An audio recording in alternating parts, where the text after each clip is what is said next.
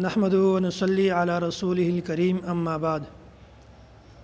د اهل سنت والجماعت دا نظریه ده چې ثواب هم په حق ده او ایصال ثواب هم په حق ده.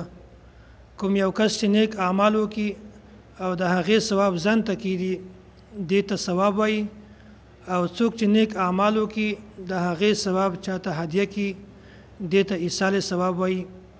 مونږ اهل سنت والجماعت الحمدلله د ثواب هم قایل یو او د ایصال ثواب هم قایل یو.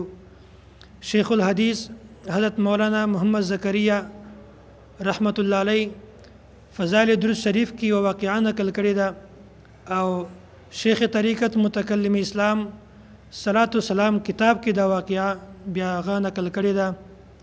و یوه ښځه حضرت حسن بصري رحمت الله علیه خواته راغله او ورته ویل چې زما تمنا ده، زما خواهش ده چې زه خپله لور په خوب کې ووینم، هغه د دې دنیا نه تللې ده. نو حضرت حسن بصري رحمت الله علیه ورته وفرمایل چې داسې کوه، ماخوستن 4 رکعاته نفل لمونځ کوه او هر رکعت کې په الحمد نه ورستي سوره الهاکم التکاثر حتی زرتم المقابر دا سورت وایه، او بیا په بستره باندې څمله. کله چې بستره باندې څملې نو د خوبه پورې په نبی علیه الصلاة والسلام باندې په کثرت سره درود شریف وایه. دا ښځې څو ورځې دا عمل وکړو، اخیر په خوب کې د خپلې بچی زیارت ورته وشو چې هغه زیارت داسې و چې خپله بچی په خوب کې ولده چې هغه ډېره سخته په عذاب کې په تکلیف کې مبتلا ده. هغې ته د ترکولو تورې کپړې ور اغوستې دي او د هغې په لاس کې هتکړۍ دي او په پښو کې د ور زنځیرونه دي. نو په سبا باندې حضرت حسن بصري رحمت الله علیه خواته دا ښځه راغله او ورته ویل چې ما خو خپله لور په خوب کې ولده، د هغه خو ډېر سخت غلط حالات و، ډېر سخت تکلیف و، ډېر سخت مشکلات کې په عذاب کې گرفتاره وه.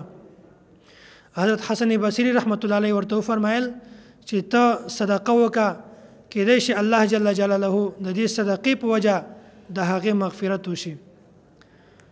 نو په سبا باندې حضرت حسن بصري رحمت الله علیه په خپله دغه جنۍ په خوب کې ولیدله چې د جنت یو محل دی، یو باغ دی، په هغه کې یو تخت جوړ شوی دی، په هغه تخت باندې یوه ډېره حسینه او جمیله جنۍ ناسته ده.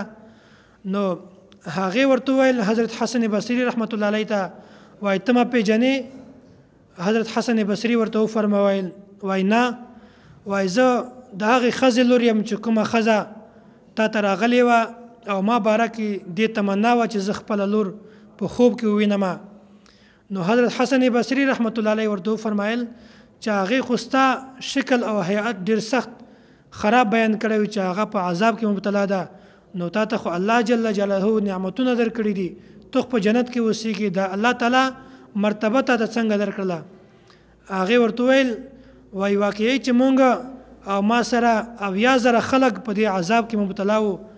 وایي یو بزرګ هغه مونږ خواته تېرېدو، هغه یو ځلې په حضور علیه الصلاة والسلام باندې درود شریف وایو، د دې درود شریف دومره برکت و چې مونږ یې د دې عذاب نه هم خلاص کړو، او الله جل جلاله د دې د برکت د وجې نه مونږ ته یو لوی مقام او مرتبه راکړله. نو دا ته وایي ایصال ثواب. نو مونږ د درود شریف ته ایصال ثواب هم قایل یو چې مونږ په نبی علیه السلام باندې په کثرت سره درود شریف وایو.